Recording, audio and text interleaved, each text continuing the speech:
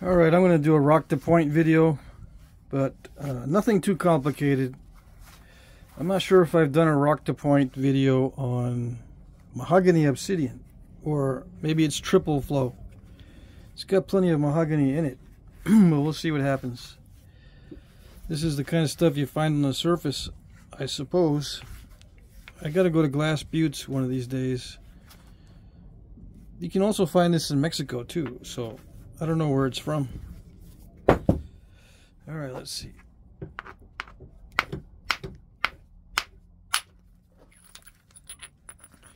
Ooh, it is nice.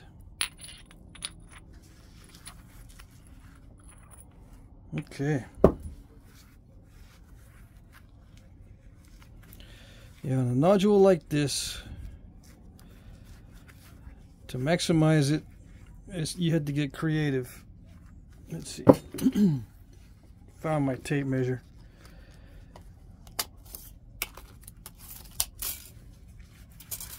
Let's get creative. Let's see how long it is to begin with. 5.5, or maybe a little bit less. 5.25. Yeah, or something like that. All right. Let's see. I think I remember I should weigh this. I think it's light enough that I can weigh it on my kitchen scale. All right. Let's put it back together before it gets too far along. 2 pounds exactly. Can you see that? 2 pounds exactly. I'm not making it up.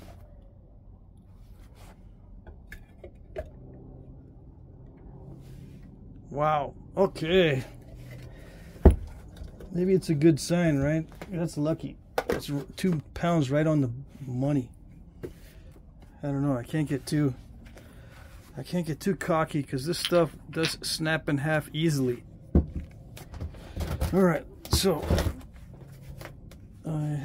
I took out a heat treat. I was going to do the heat treat instead of the mahogany obsidian. But I need to sample the heat treat a little bit more. I took out one piece of Georgia jasper and it was okay, but I need to sample a little bit more of it before I get into it.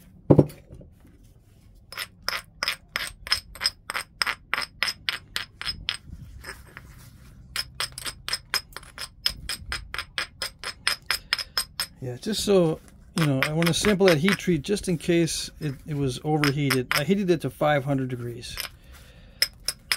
And I usually don't go up that high. But the rock in it, it all survived. But now I've got to test it out very carefully. Okay, here we go. I think this is a 2-glove operation. I don't want to risk it. Yeah. Hold on. Already getting some in there. All right. Now I prepared this striking area, but it's not that great. See how it's concave right there? It's not that great. Should I take it back a little bit more? Yeah. I don't want to go against my own rules, even though I do sometimes. That's what it means to be a random napper.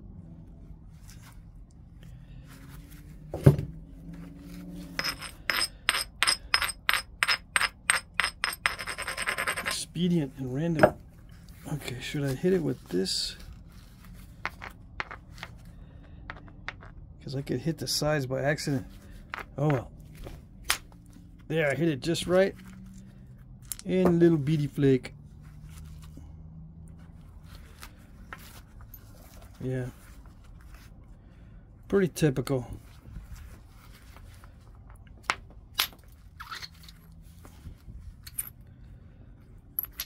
Why did I do that? I just wanted to skim some of that mess off. See how messy that is? There's a hole in it right there. It's got some crackages. See that right there? So I just want to get rid of that. see what I got underneath. I'm gonna try to preserve this area. I can go in through the middle here, or I can go on the surface. I gotta actually, to maximize the length, I've got to go through the middle.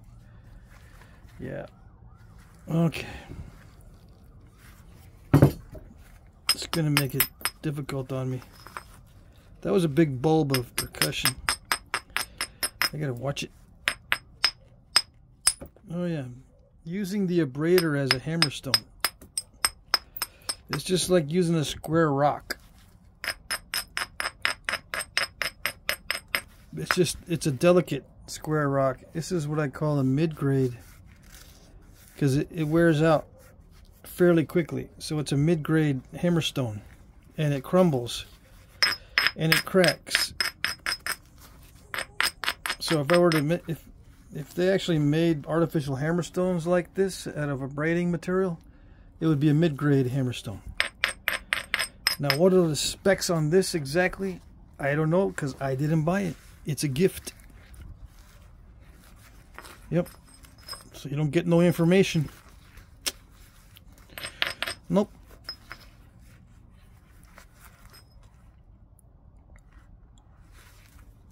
No information this time.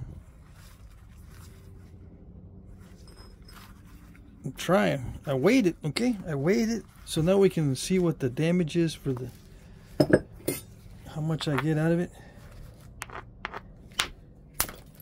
I'm going to hit this platform, try to take off some of that mass. That's the plan anyway. And when I try to maximize the biface, what happens is I get little junky clunkers like this instead of, you know, nice spalls. But that's what I want to do. I got more of this stuff, so I'm not too worried about it. I'm not too worried. I just get little clunky junkers off of it, because I'm trying to maximize it for the biface.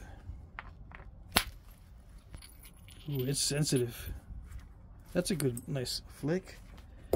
That's not too bad. Come on. That's not a bad flake either. Yeah, it feels like triple flow, which means it's a, you know, high gloss, high flexibility, high quality. So I'm cheating. Yep. I got triple flow also, where it's, you know, it's red, black, and clear. That's what they call triple flow or tri-flow. Flow, F-L-O-W. Flow, as in lava flow. I can't remember if it cools quickly or cools slowly to form obsidian. And the red is mineral, the mineral content. That's what makes it red. It's the mineral content. That's why it's like that. The heat doesn't turn it red. It's the minerals in it that turns it red.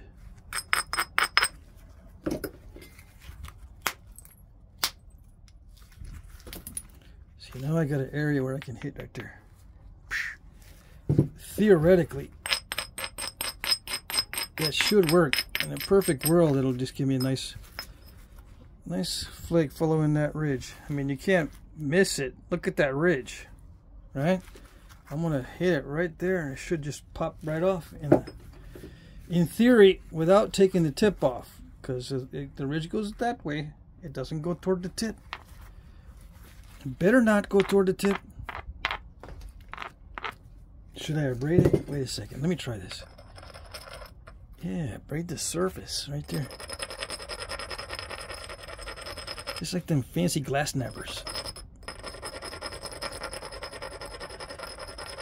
And those fancy blade nappers that make blades. They abrade the surface of the striking area. It does feel a little bit different. Just a little bit. Did it follow the ridge? I think it did. And voila. Come on. There he goes. Yeah, it dipped a little bit at the end, but I'm going to lose that anyway. Luckily. So you don't want those little mishaps. But luckily, it doesn't matter. Because I still got a lot of mass. And it did. It turned that way. See how it turned that way and popped that little mass off instead of turning that way toward the tip and popped the tip off? Yeah, it's luck. Although it's a it's like a guess, right? But it's an educated guess. Well, it's luck, but it's educated luck. Same thing. Yep. It's not. It's not educated luck. There's educated guesses. Is it an educated coincidence? Let's see. Let's not goof around too much. Ouch. Did it release? Did it do anything? I worry when it doesn't release. There it goes. And it's a nice arrowhead flake. Alright, so we did get some, right? I can't complain too much. Even though these are little, some of these are clunky junkers, some of them are alright. Yeah. But these little, I know somebody's going to want some of these, so I'm going to save them like this so they can, somebody can make a little pendant out of it. Oh, see, some of it is triple flow. See how it's clear in some areas? Yeah, see that? It is triple flow. Yes. I do that and I get happy because it's some of my favorite stuff. Oh yes, I like it. It's not easy to deal with the shards from this stuff because it's like regular glass. The shards are terrible. They'll get in everything. They're long and skinny and very, very sharp. I'll show you. See that? Come on. These will get you. Yeah, I can find a million of them. These. I don't like those. Because one minute you're fine, the next minute you're like, how long is this thing? You're pulling it out of your leg. How long is this thing going to be? Yeah, more than a 1/4 inch long. Usually. Alright.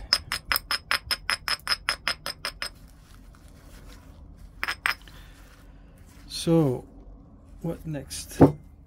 I can start hitting this with indirect percussion already. Believe it or not. Yeah. Well, we'll bear with it a little bit more with the direct percussion. Just because, I don't know. I'm rolling the dice. Just because I want to roll the dice. I'm approaching slowly. I'm trying to make sure I only hit a little bit. 1, 2, and then psh. I'm not doing it on purpose. I just, when I tell my brain that I gotta be careful, it doesn't hit it right away. I don't know why it does that. It just automatically does it. That's not bad. These are not bad. Let's see. It's still thick. That's why they're coming off kind of good. Let's see. Is it more? Yeah, it's more than 2 inches.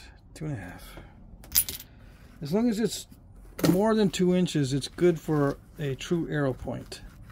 Once it gets shorter than 2 inches, it's a little bit difficult to deal with because it limits your options and it limits your ability to, you know, thin it down easily. You can thin it down, but it's not going to be easy. Why? It's just there's not much mass in it, and if you make a mistake, you can't recover from it. You've got to make sure you don't make mistakes with the short one, because you'll lose a tip or something and it'll be way too short. You'll go, man, that was not good. All right, let's see. I can still get some of these Arrowhead spalls, although it's kind of curved.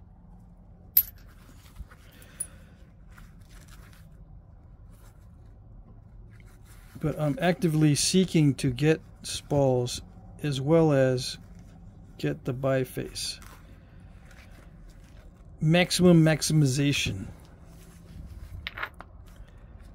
Yeah.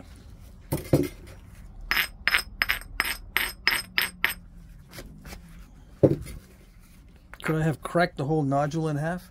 That's an interesting idea, but I wouldn't want to try it with Obsidian. It's just too unpredictable. If I had a lot of Obsidian, I could try that, but then it's, you know, you're wasting a lot to try to save or to maximize. Doesn't make much sense.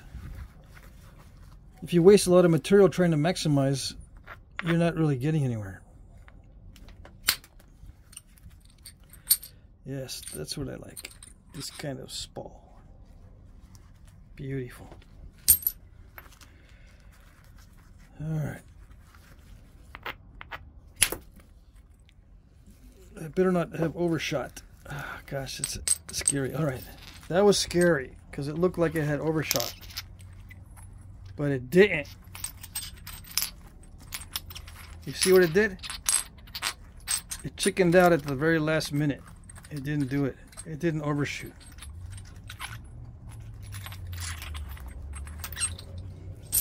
That's good. Even though it dipped a lot, it didn't ruin it. I don't think it's ruined. And I got two nice flakes. Yeah. And I don't see any internal cracks unless there's some in here. Yeah.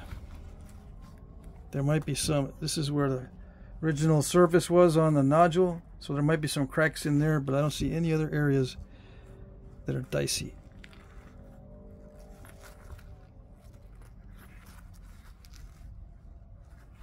And since it didn't overshoot, I've got a good amount of space that if I lose this edge over here because of that, I still got space over here.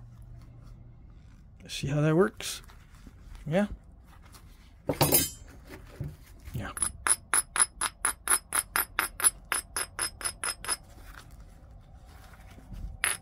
A lot of luck involved.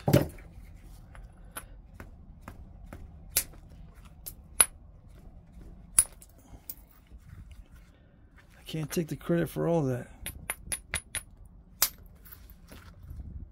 All right, let's creep up on that nasty spot.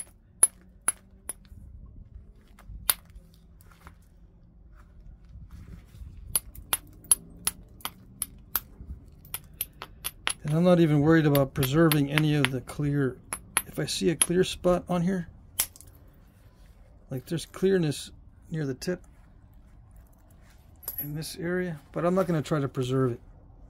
If it gets preserved and I can see through some of the tip on it when I'm finished, it's just going to be lucky happenstance.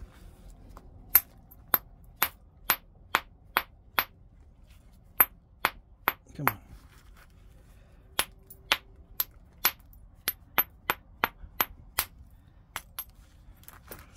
No, that's not good. You're not supposed to do that. All right. Why am I even messing with it? I shouldn't have messed with it.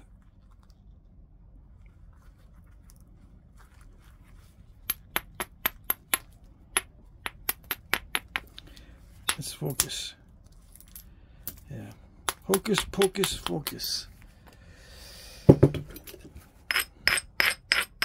It's almost like magic.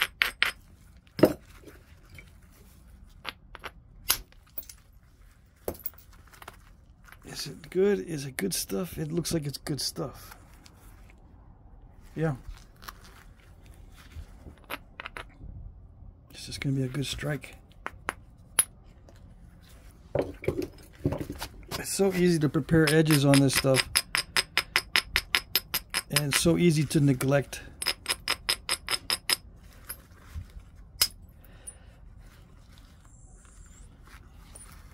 Yeah, there's a lot of clear areas on this.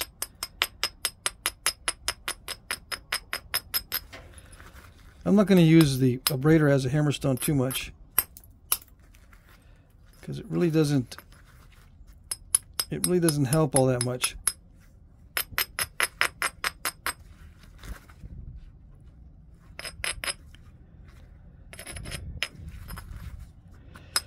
Unless I want to improve the striking area, then I can just tap it a little bit and it'll remove flakes, but I do that normally anyway. Okay, and just hit that isolated striking area. Did it go? It wants to break in half a lot of times. That's not a good sign. That means it'll snap in half, or has a potential of snapping in half if I go too thin. Right, that's what that means.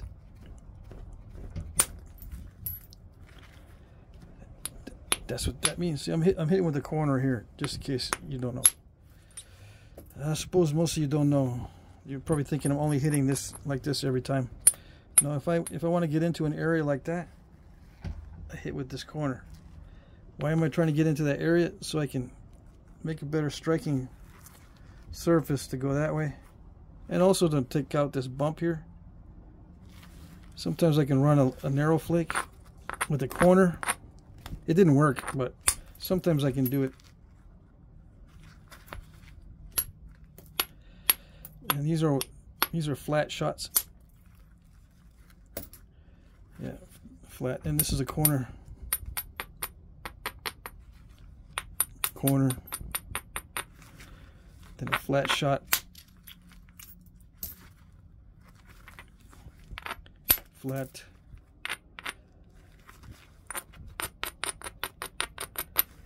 This one's going to be a flat. Flat, flat, flat. Brushing with the flat. You can kind of tell by the way I'm holding the billet if it's flat, a flat shot or a corner shot.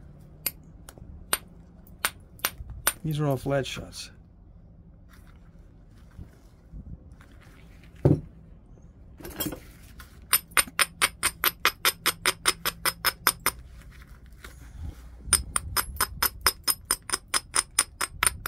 Oh, I lost some length there. Sorry. I just terminated a beetle.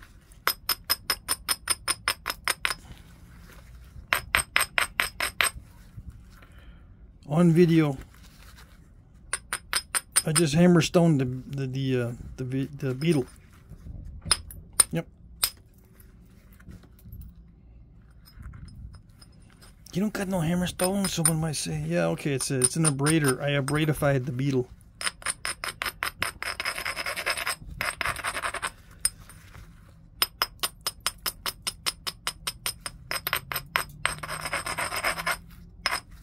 Okay. I'm getting ready for indirect percussion. Although I could continue with the direct percussion, but I need to thin down this tip. And hitting the tip with direct percussion, what happens, boys and girls? A lot of times, snap in half. The indirect percussion is a little more forgiving, theoretically. Yeah. Alright, I should clean up some of this. This is the next stage. Alright, let's make it a habit to clean up between stages. A little bit. Let's see. Let's get a little bin going with the good flakes. Come on.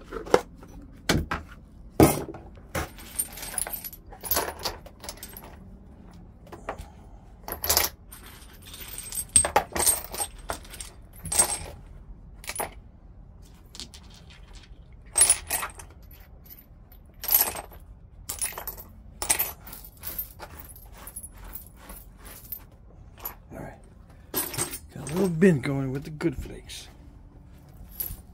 A little flippiola. Get this cleaned up right under my camera. Move these flakes over so that the finished product doesn't land on a flake. And so everything's all nice and cushy. Yeah, I gotta stop goofing around because if I don't, this is not gonna be pretty. All right.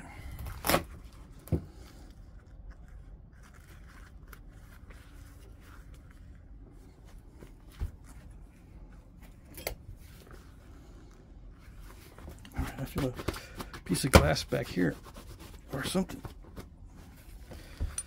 I was pulling some weeds, so it might be a little burr or something. Okay, here we go. Yeah, so hitting from the tip with direct percussion is dicey, but with indirect I can do stuff like that without worrying too much. Theoretically. I always have to add in the theoretically part because sometimes it doesn't work. You never know. So nice.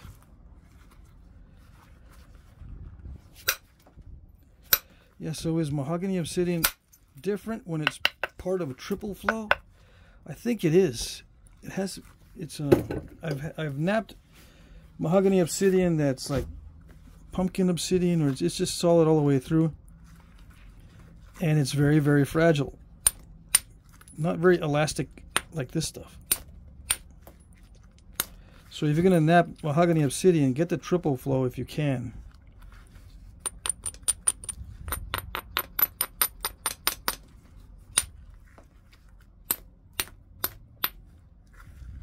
Yeah, you'll be much happier, I think. At least I'm happier when I'm napping the triple flow. Okay. So all these are hitting with the flat. And yeah, I did do some direct percussion on the end, even though it's safer not to. I'm going to do some direct percussion here. I am going to do some here because that's a big mass I need to remove off the front.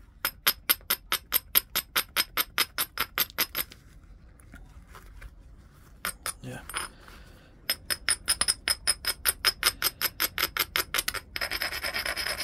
I feel like it might be beneficial to hit that with the billet. Okay. Let's see.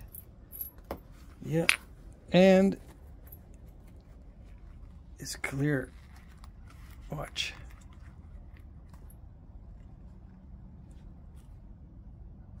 Transparency. Oh yes.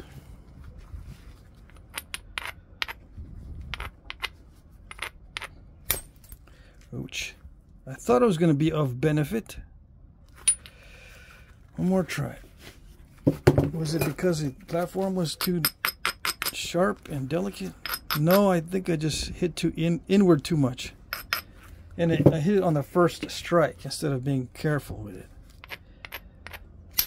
Yeah, I was not that careful with that either, but I don't got time to play around. I'm going to go to sleep already. Nice. Okay, I'll stop looking at the flakes.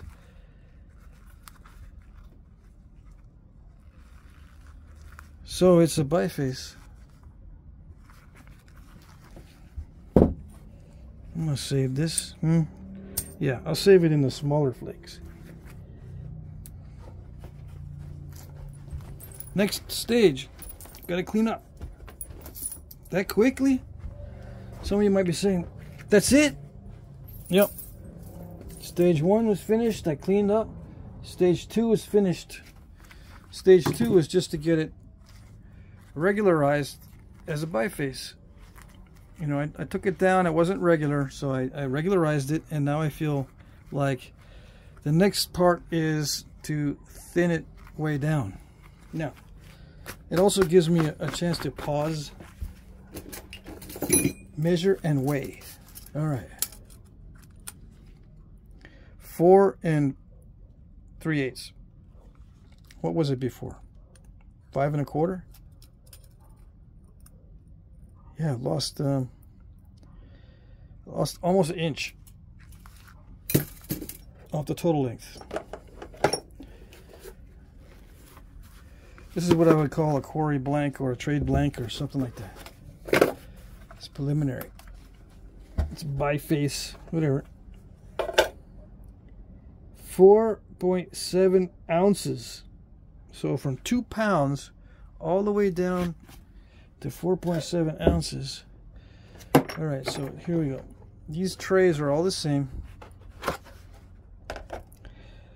Let's do the tear to zero it out so we don't get the tray.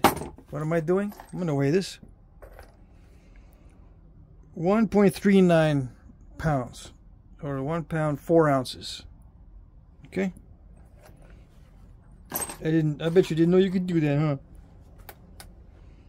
Yeah, it's a scientific trick. You got to be all scientifical.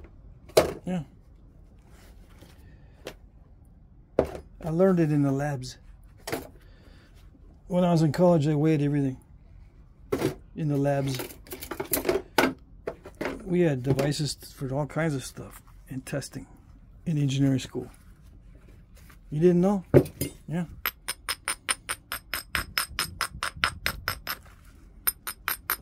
So what was that? I got more spalls and flakes than I do biface. Now, if it's in the time period where they use both blades and arrow points, I'm okay. But if I'm in a time period where all the stuff that they made was of this size, I can't use that stuff for making points. I gotta use that stuff for butchering or some other application. Or maybe some composite blades. Yeah, I haven't made any of those yet. I've made them, but I haven't made them on video.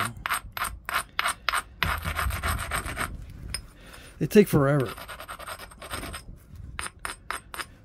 You know, to get all the composite blades, all the blades done, unless you are knocking them off as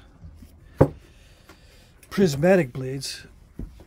I don't build a composite point like that. I use individually napped blade inserts for the composite thing. All right. Is it doing it? I want to try to get rid of that step fracture I installed earlier. I still got plenty of room.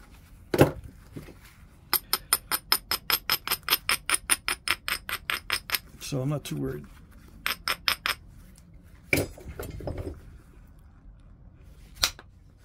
How do I pick my striking areas? I just pick what looks weak, right?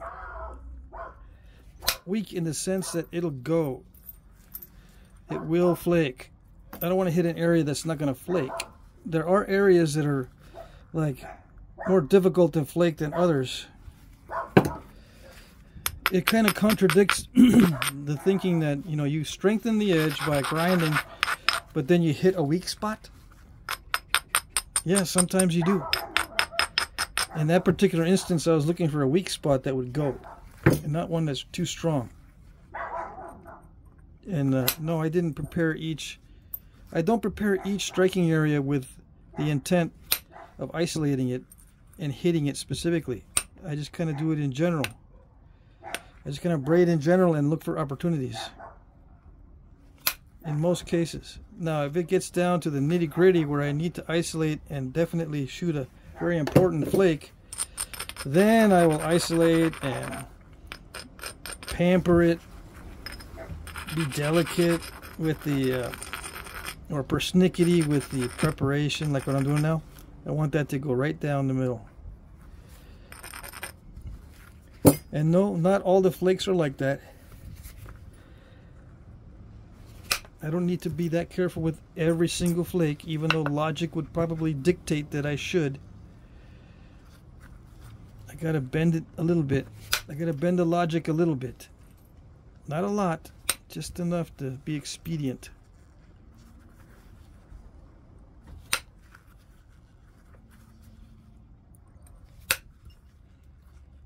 Okay. Why expediency? I consider that the most important thing in flint knapping. Other than not breaking it. Other than thinning it. Other than lots of practice. Other than finding good material. The most important thing is expediency. It doesn't have to be perfect. And I was thinking about the fact that some points look really perfect. Does that save material or does that waste material when you make them perfect and very consistent, and one just like the other, same size, same shape, and use a pattern? Is it wasteful? I mean, and also the flaking is perfect, you know, the parallel flaking or the oblique flaking. Is that conserving material or wasting material? I had to think about that long and hard, and the answer was, I don't know.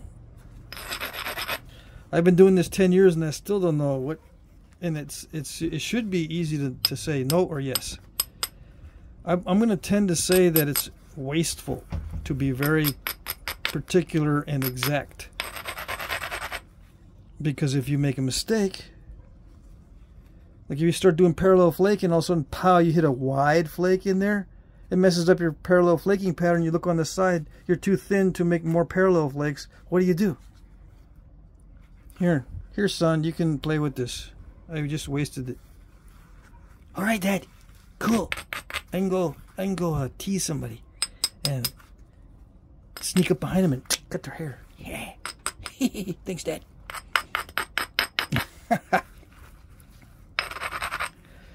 Yeah, no. So I don't know. I tend to think that the more particular you are with the size, the type of flaking, the side profile, the regularity, everything, the more perfect it is, the more waste you have. That's what I'm thinking.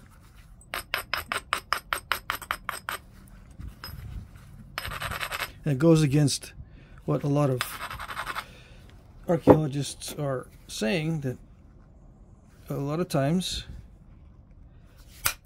back in the day, like with the Cody points, they were in the high plains and they had to travel far for their material, vast distances between point A and point B, and yet they were making points that are very, very regular.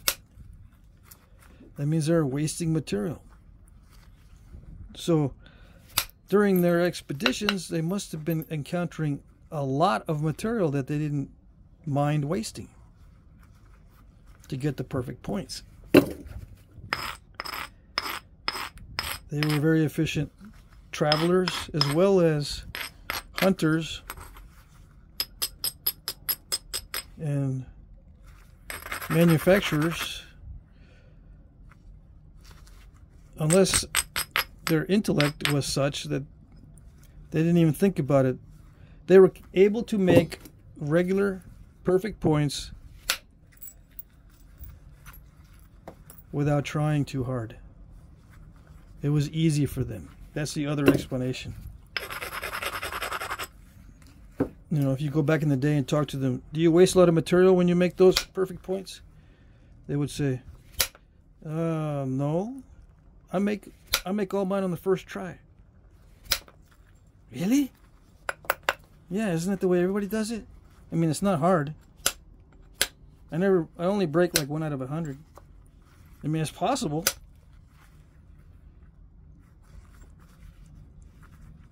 Right? Is it possible that they could be that way, that they're so adept at making these things that they don't waste any material and make perfect points? The world will never know. Maybe we will know, I don't know. I tend to think that that's kind of a far-fetched, but truth is often stranger than fiction.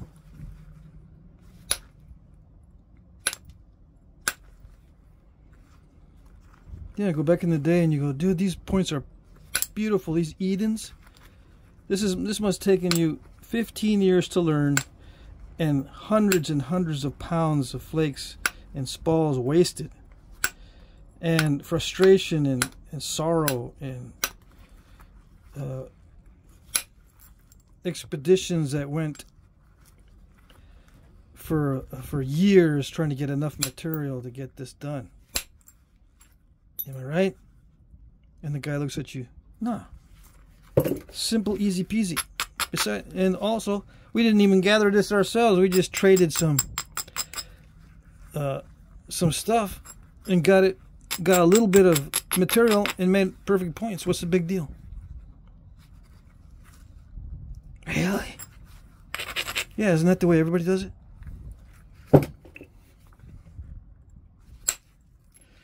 Yeah. And then there's crickets. There'd be crickets, like, oh my goodness.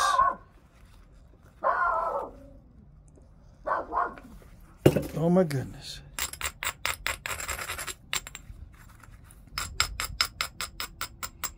How can the human brain be that good?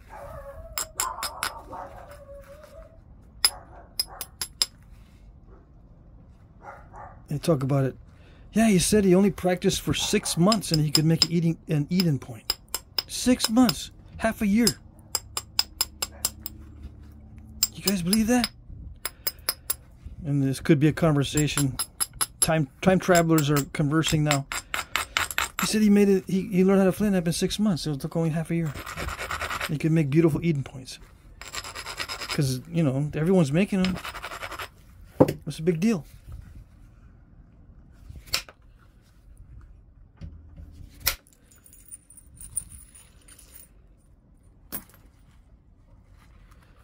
Yeah, can you imagine if that was the case?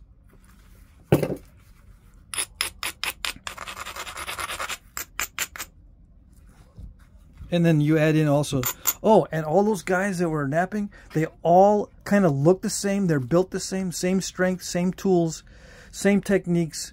They're all napping in rhythm, and they all come up with the same points. And they all use the same methods. So you can pick one point, and it's made the same way as the other point. By a guy with the same strength, the same build, the same kind of attitude, everything.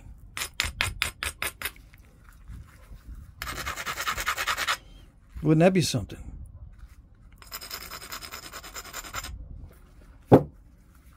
Yeah, so you can pick up any of those points and you can say that was made with this, that was made with buffalo horn, because they all made them with buffalo horn.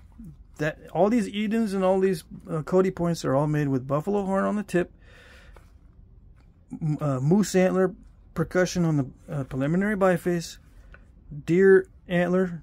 You know, they use different antlers for different stages, and they all did it the same way, all with the same kind of antler, all the same size antler. Everything was standardized, so that now when we go back in the future, we can tell them any point you give me that's a Cody or Eden, I know exactly how it was made.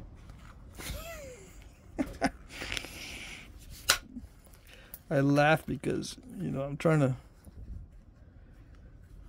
to explain to you how ridiculous that situation is. But you know what? You never know. It might even be possible. Now, wouldn't that be something? That would be something. Not even the aliens would believe that one. No.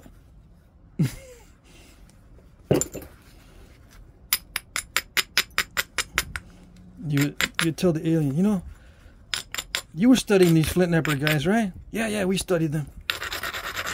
And you saw how they were all exactly the same, so that we can, in the future, we can look at a point and we know exactly how it's made. Isn't that awesome? Yeah, but it's a little bit hard to believe. Yeah, I know, but isn't it awesome? Yeah, it's awesome, man.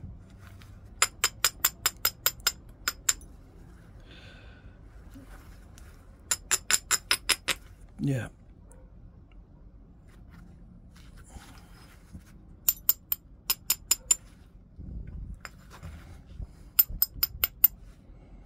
And then the alien goes behind your back. This guy's had a little bit too much to drink, I think. Yeah, something's up there. But we... Oh, by the way, guys, what are you drinking over there? We want some of that. What are you smoking too? Are you smoking stuff or just drinking stuff, or what are you doing? We want some of that. Seriously, you must be. I don't know. I'm just a dumb old rando napper. I don't know nothing.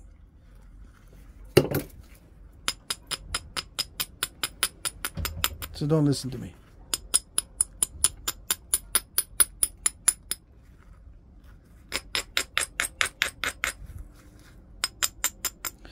See, it's crunchy near the tip, and I'm being very cautious that I don't take too much off the tip, because I need some mass there to keep my options in play. I've got step fractures in the surface here. It's getting to the nitty-gritty where I don't want to get too much thinner, because these hits can potentially break it. It is stronger than the regular solid mahogany obsidian. The triple flow is stronger, so that part is good. I'm not sweating that much.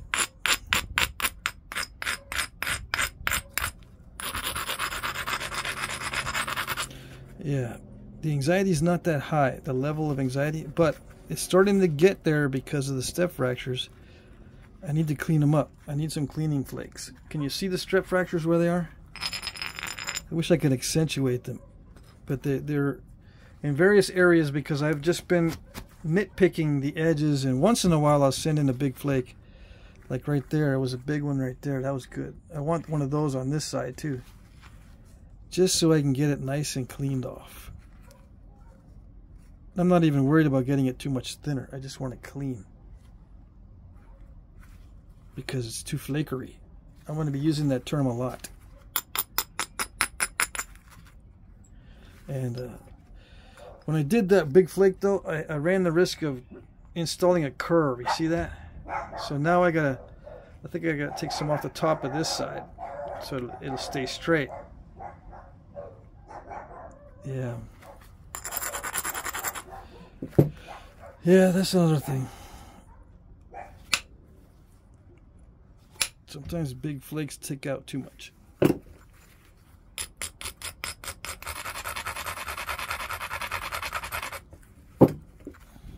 Okay.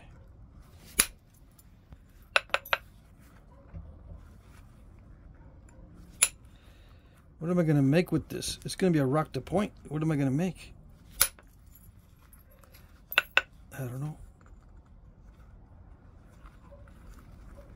I don't have any plans on what to make with this.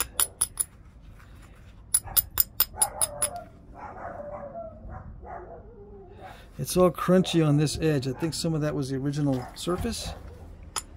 Why is it so crunchy?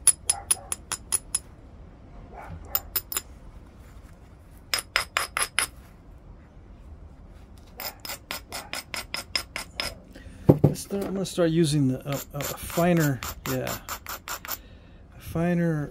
grit abrader, so that I don't wipe out so much of the edge every time I abrade. I'll leave wiping out the edge to the flaking. How's that?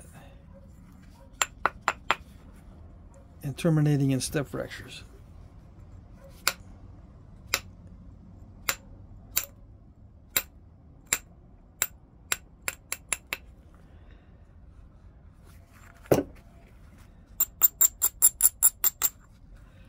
What I'm doing is I'm trying to take out that potential curve that I was going to potentially have in there. Yeah. So I'm trying to keep it straight. So I got to take off material from the end so it doesn't become curved. I think I got it. I think I'm out of the woods there, so to speak. All right.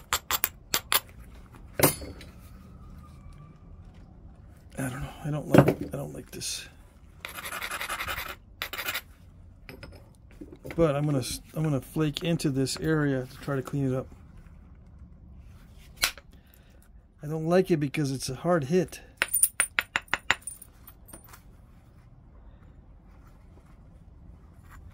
Sometimes those hard hits don't clean it up, they just make a mess.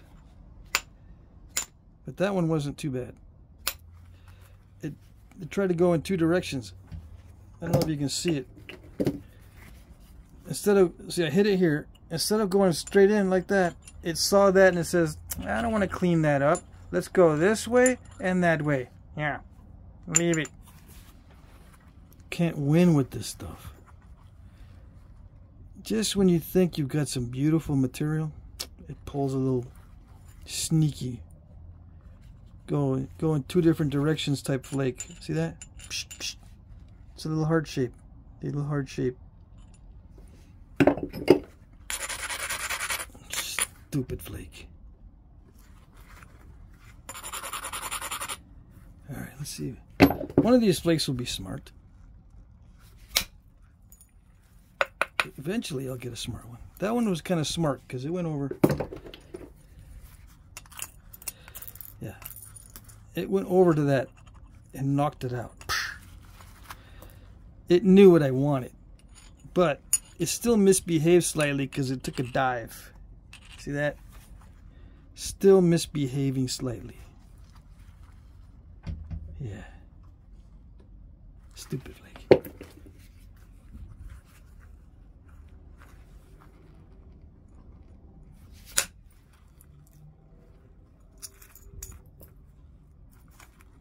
Is it getting cleaner? I think it is. It better be.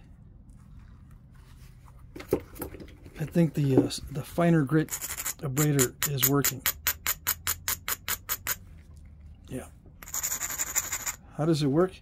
It works by preserving the edge, so it doesn't take so much off. It doesn't scrape a lot of it off, because when you scrape a lot of the edge off, yeah, it creates a nice thicker area, but it's not as smooth as a fine grit would do. It's all kind of bumpy with a hard, not a hard, but a coarse abrader. It leaves it a little bit bumpy. It leaves it abraded, but it's a little bit bumpy. With a finer abrader, it doesn't leave it as bumpy. So the tool makes better contact in some cases.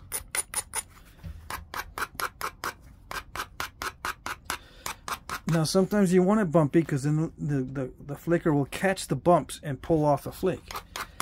That is true with some soft materials like antler and horn and stuff. I suppose that will work if I remember correctly. But with aluminum, it has to be kind of smooth.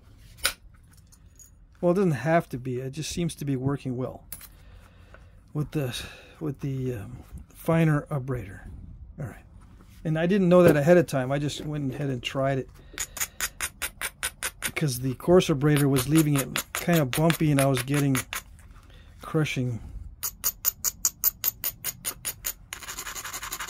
It may have been the case where neither one of the abraders made any difference, but it seems like this finer abrader is making a difference. Okay,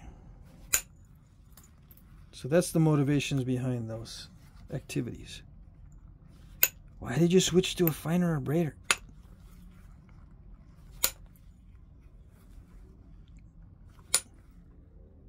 Because I was getting bored?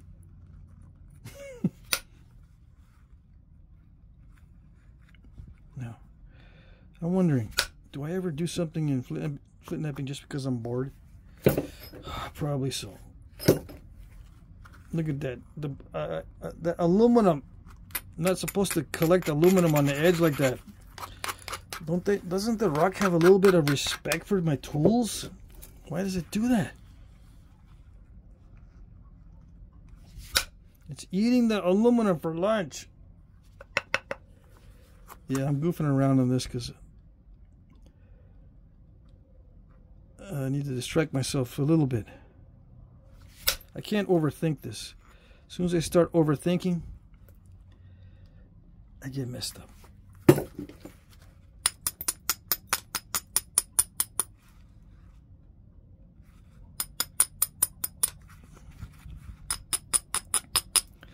What I think happened in that case, there was incipient cracks. Yeah, something did happen when I hit it, but it just didn't release. And now I got bumpy stuff. Yeah.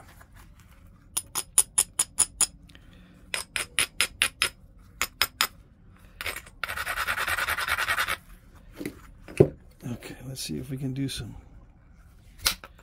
better strikes down a little bit further. Yeah, not bad. Okay, I'm probably going to go in the zone here so I can get this final thinning without too much fuss.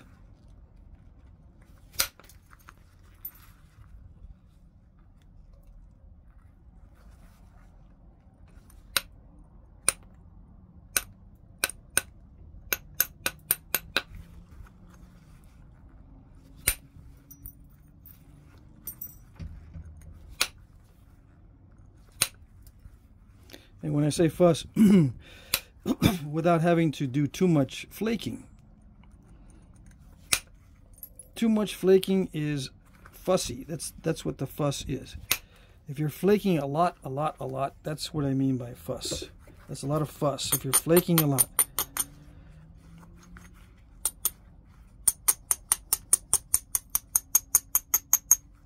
You know, if you're trying like 5 flakes to do one thing instead of 1 or 2 flakes to do that one thing,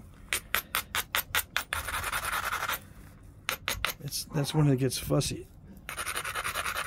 And a lot of times it happens when you try to overthink it. All right.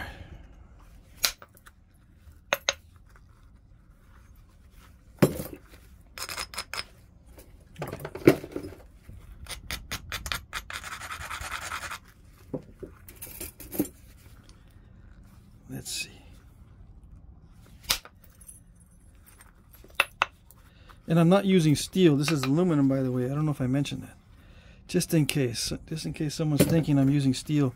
Although I probably should, because the transition from one metal to the other, it does require a slight learning curve. Yeah. But I'm working on a new set of tools, and I don't have my other stuff exactly. I'm messing with my tools right now. Okay. Where is it? Yeah, I have the 3/8 inch steel bar. I just haven't refined the edges and stuff yet. My other one, I retired it because it's like 8 inches now. It used to be 12 inches. It's starting to get too short. So I don't have my proper steel, which is okay because I can use aluminum. Nothing says I can't use aluminum unless I start messing up really bad. Then I say, I'm wondering if I should have made that decision right now, right in the middle of everything. I'm gonna go to a nap in soon. I'm trying to catch up on doing videos that people want to see. I'm trying to nap all my Obsidian because it's been sitting there for a year or more.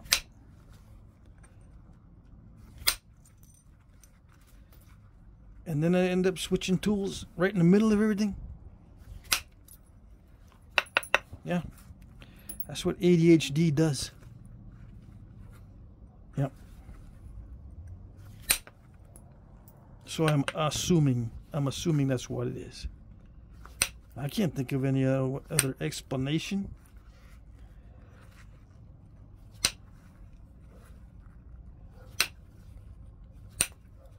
Being a dummy is not on the table. No.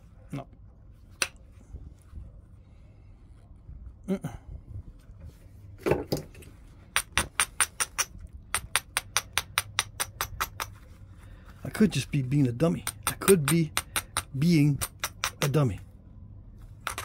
Is that how you say it? I don't even know.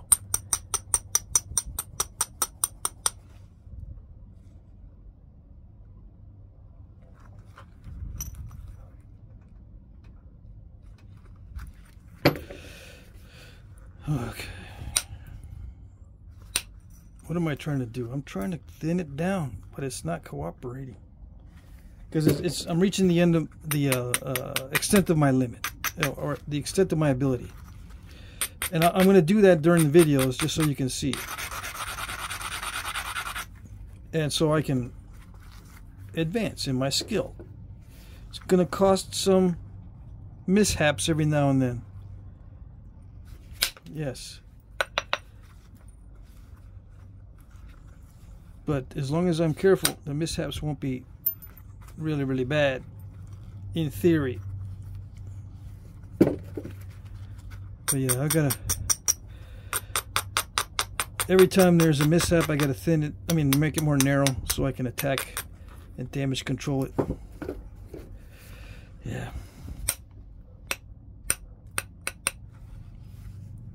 Alright, eventually I'll stop here. It's already an hour. I can already tell when it's been an hour without looking at the clock. I've adjusted to the timing such that I can feel when it's about an hour. There's a little timer on the phone.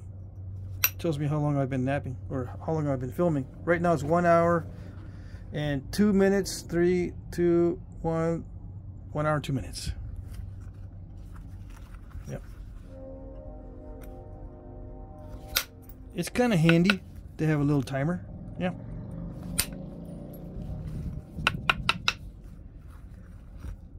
Just like they had it back in the day, right? They had a little timer. They didn't. They didn't have no timers.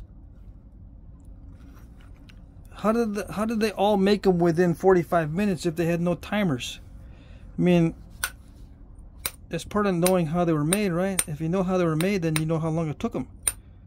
So if it took them 45.2 minutes each one, how can they do that without a timer? Yeah. Yeah, I'm being silly. But you get my point.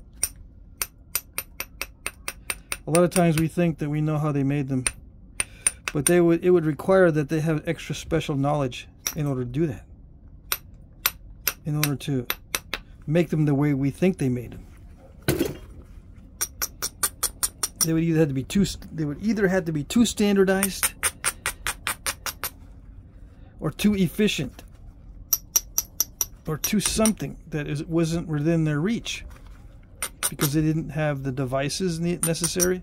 They couldn't weigh them the way we weigh them, in the expedient way that we can weigh them. They had ways to weigh them. Ways to weigh? They had ways to weigh. But they weren't expedient, and they weren't always reliable. Just because your set of weights seems to work one day, it may not work another day because it's too humid. And you go, damn, my avocado seed is heavier today than it was yesterday. Dang it. What is that? Because it rained, dude. Your avocado seed ended up in a puddle, remember? You woke up and it was floating by. Oh, yeah. Yeah, that was a pity, too, because my avocado seed weighed exactly 1.5 pounds. Yeah. Yeah.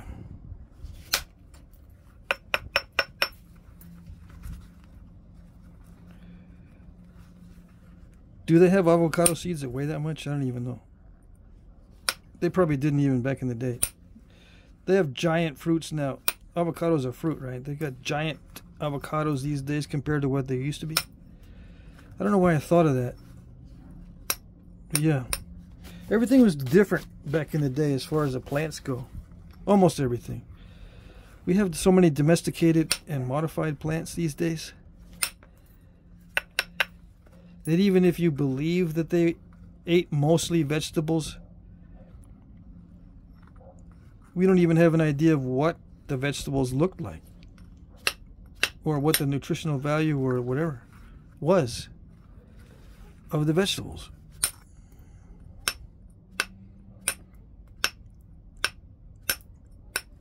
We know that they domesticated potatoes and tobacco and squash. Yeah, they actually modified those through domestication over many hundreds and probably thousands of years. What was the original plant like? We don't even know. In many cases, we don't know.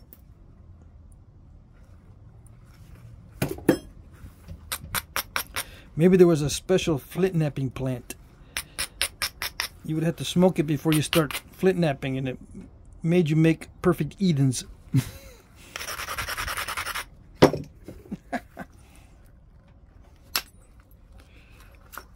Yeah, dude, that's the Eden napping plant. That's a Scott's Bluff plant. Eat one of those and you can nap Scott's Bluffs all day.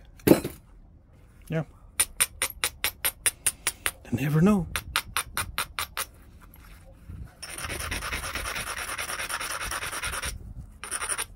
Then they domesticated it and it became a peanut. Dang it. Now it just makes people act funny. Now it's just the most allergic plant on earth. Yeah. Used to be the Scott's Bluff plant. Alrighty.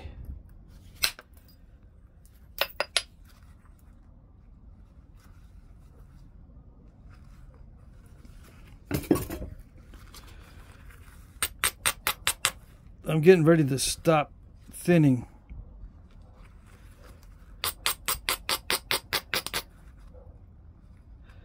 Yeah, I should have probably stopped a little while ago.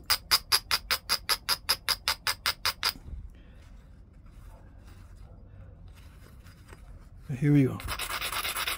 Just a little bit more. I think I can squeeze a little bit more out of this.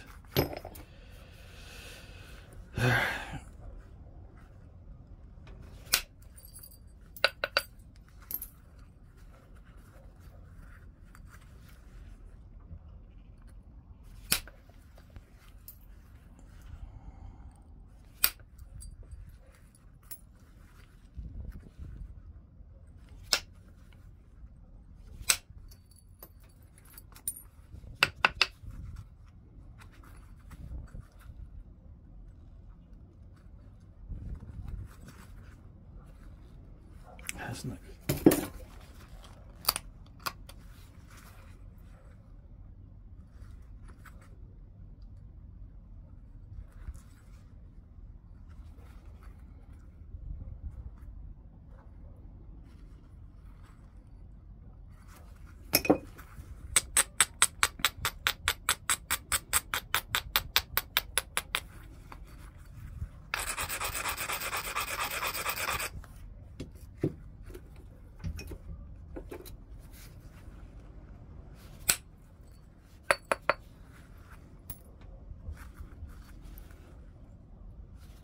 A flake just fell out of my hair just then. That's not a good sign. That means these flakes are jumping. Hold on. Before I forget.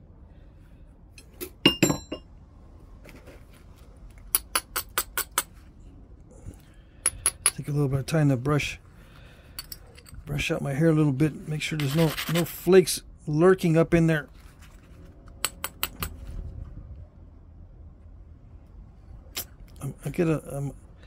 I'm getting a little bit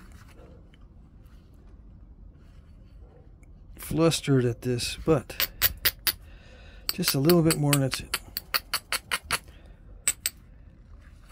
I'm taking extra time because I like working with this stuff, so it's not a bad deal. The thing is, the damage control is nerve-wracking, because if I have a little bit of mistake, I'm wondering if I should leave it in, take it out. I don't see much room.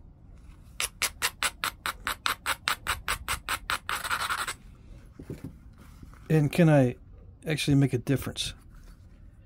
And what would it take to actually make a difference there?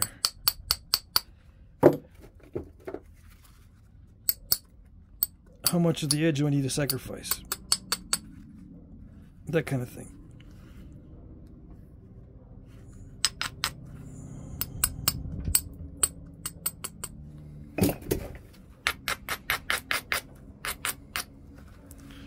The aluminum seems to be working pretty good, so I'm happy about that. I'm not turning it enough though to get a clean, fresh spot. So that may be a reason why I'm getting some crunchiness. The obsidian will embed itself in the aluminum too. It's not just chert or flint that does that. The obsidian will embed itself as well. I think I showed that the other day. I think, maybe.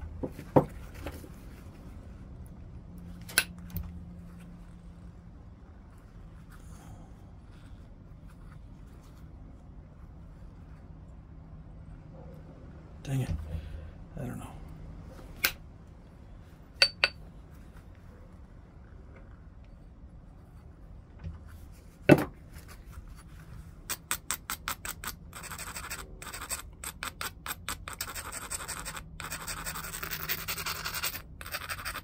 I hope I'm not messing it up just to see if I can clean it out.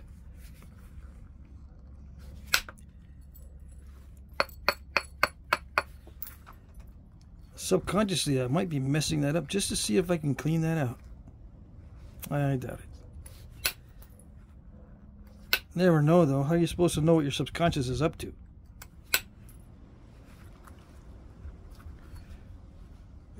Some people believe you can't control your subconscious. It just does whatever. How are you supposed to know what it's doing? It could be doing anything, so you can make up whatever you want. Yeah, it's making me mess up so that I had to clean it out. It's making me do the damage control. Right? No? You never know. How are you supposed to know? One way or the other. For people that think that way. Think that subconscious is ruling everything.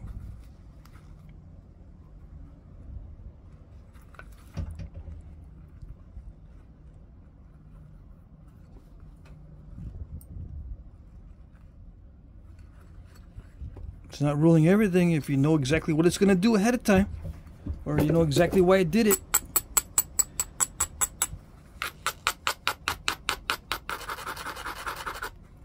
Because you can always put the brakes on it consciously. Right? Putting the brakes on in action is a conscious activity.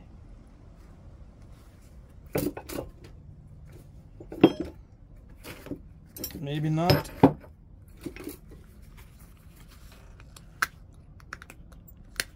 Oh, that's unfortunate. Right? Did it do it? Or did I just cause a little dive? Yeah, I'm causing these little dives, so it's getting too thin. Yep. I'm causing little dives. That's a sign that I should cool it. Just finish up.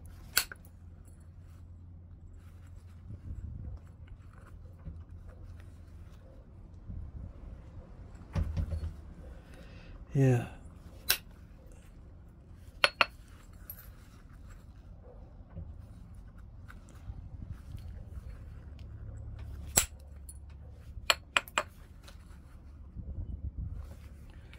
Some of it's working pretty good.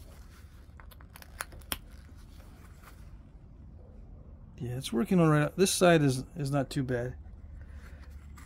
I'm trying to get, yeah, there it is. Look at that. I was about to say I'm trying to get some translucency or some transparency, and I got it already. I don't have to go much further at all. If any, I got the transparency. It's as thin as a flake.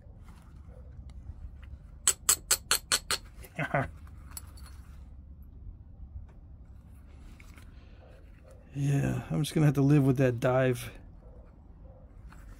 Just live with it. Ooh, that was good. I just popped that little piece out. Yeah. Even though it revealed a little bit more of a step fracture there, it still felt better than to see that.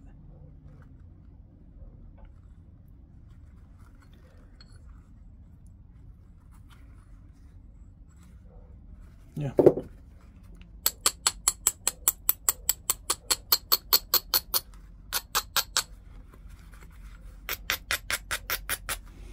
I could tell it was undetached a little bit.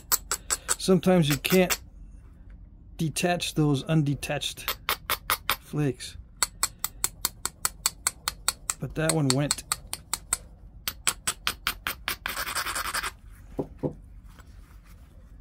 That one was successful. I was successful in popping that one out.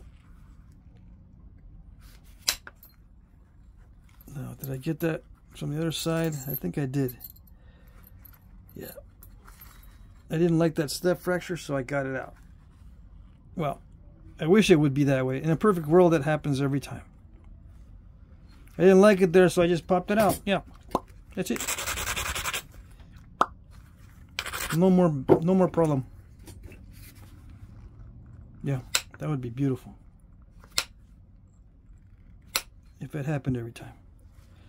All right then, I'm gonna live with this little mishap down below here. I can probably take another flake somewhere. Let's see. That wasn't a serious flake. That was just testing the waters. Okay, now the symmetry. I know I'm taking some of the clear portion off, but right now I'm working on symmetry.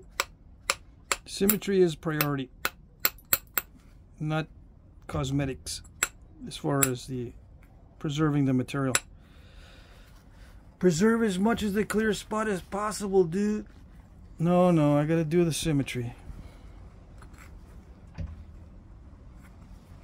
Alright.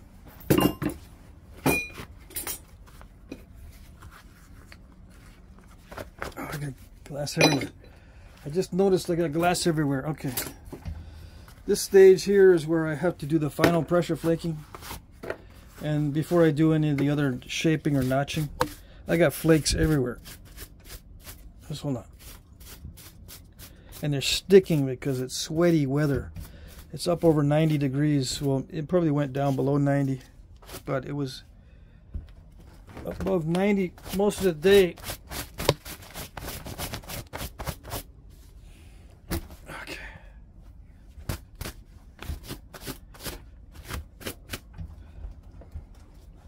Do the flip.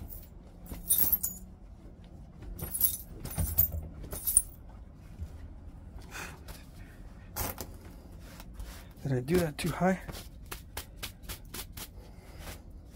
I flip too much and it gets up too high.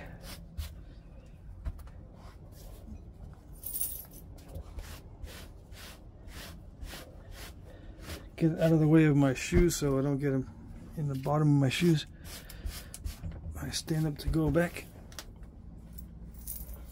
I'll sort through these and get some good ones out of there.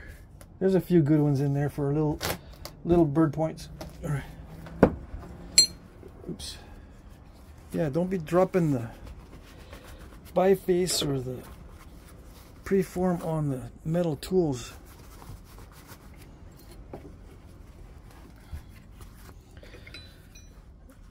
All right. It already feels like it's very late. The sounds outside, they change after a certain hour.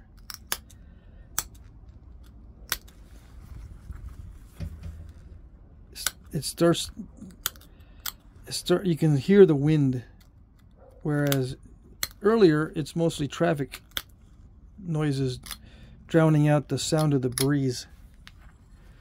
But there's not that much traffic after a certain hour, so you can hear the breeze, and that's what I'm hearing.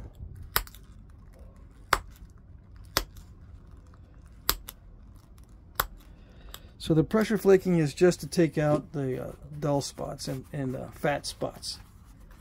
Let me zoom in. Yeah. There's a little indicator that says I'm zoomed in 2.5 times. I don't need to know that. I just need it to not mess up. I need it to not unfocus itself.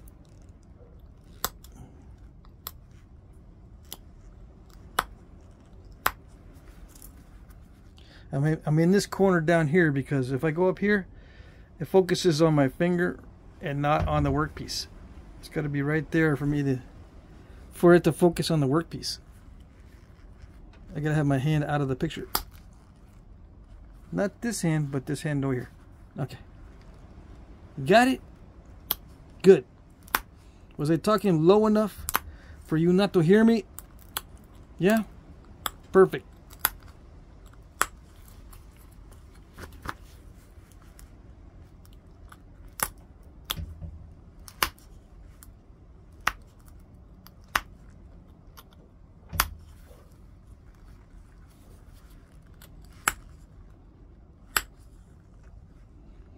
You might be saying, you notice all these things, but you don't do nothing about it. What's up?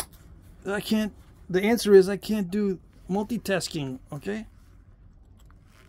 I can switch back and forth real quick, but at the same time,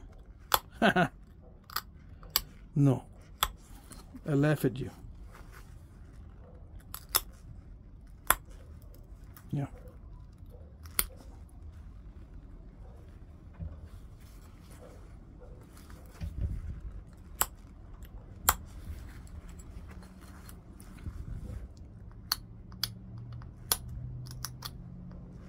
I can do some things at the same time.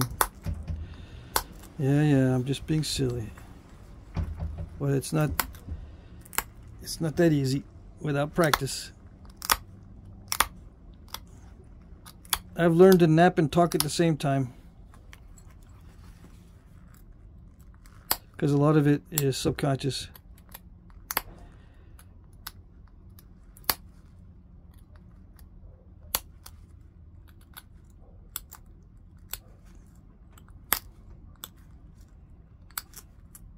As far as focusing in on what's going on in the frame at the same time I'm napping, that's a little difficult.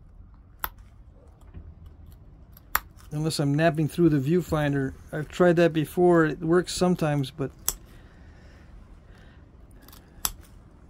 it usually leads to mistakes.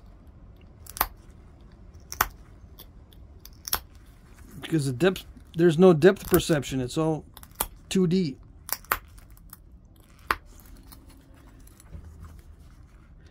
And depth perception is amazingly important in Flintknapping.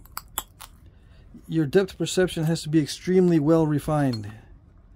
Anything that throws you off, throws off your Flintknapping.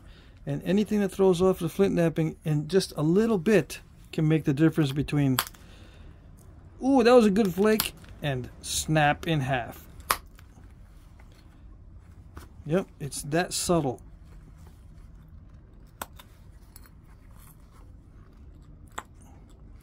Yep. Just a little bit off in your depth perception, and that's it. It could mean the difference between success and failure, or catastrophic failure.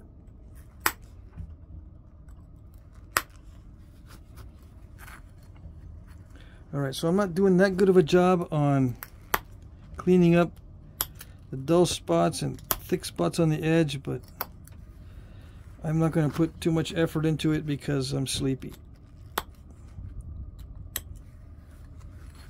I'm going to go to sleep. Yeah, I'm not going to finish this out tonight.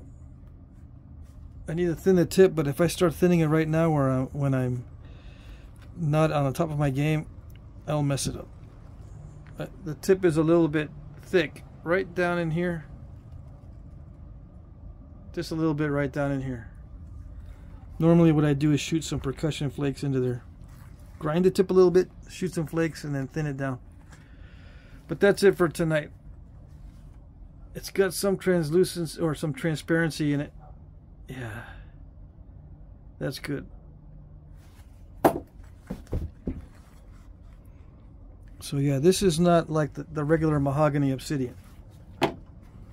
This is triple flow.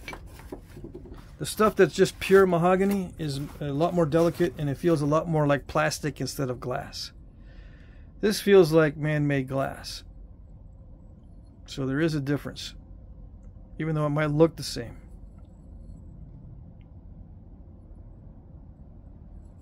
All right, so before I forget,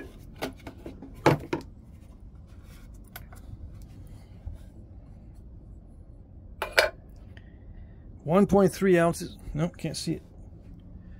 1.3 ounces. See that? It's not 13. It's 1.3 ounces.